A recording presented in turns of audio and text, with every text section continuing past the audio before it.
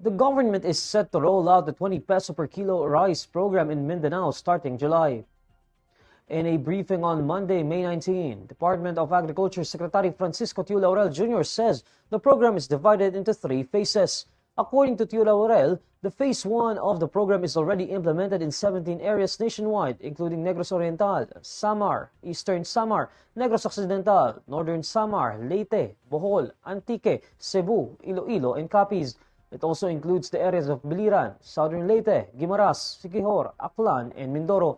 Tiu Laurel announces that Phase 2 will cover Zamboanga del Norte, Basilan, Cotabato City, Tawi-Tawi, Maguindanao del Sur, Maguindanao, Davao Oriental, Sorsogon, and Maguindanao del Norte. The second phase, according to Tiu Laurel, will start in July. Meanwhile, the third phase will begin in September in Sultan Kudarat, Lanao del Norte, Catanduanes, Agusan del Sur, Sarangani, and Dinagat Islands. According to the Philippine Statistics Authority's 2023 report, these provinces have the highest poverty incidence. The poverty incidence serves as the basis for the Department of Agriculture in choosing where to implement the program.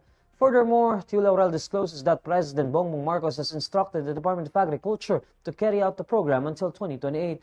Tiu Laurel adds that the program will serve 15 million families.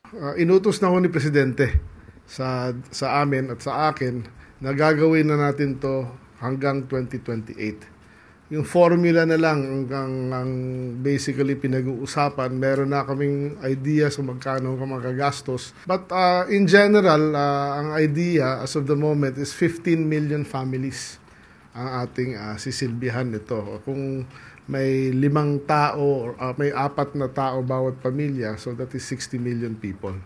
Tapos yung quantity per month, ina-identify pa, of course.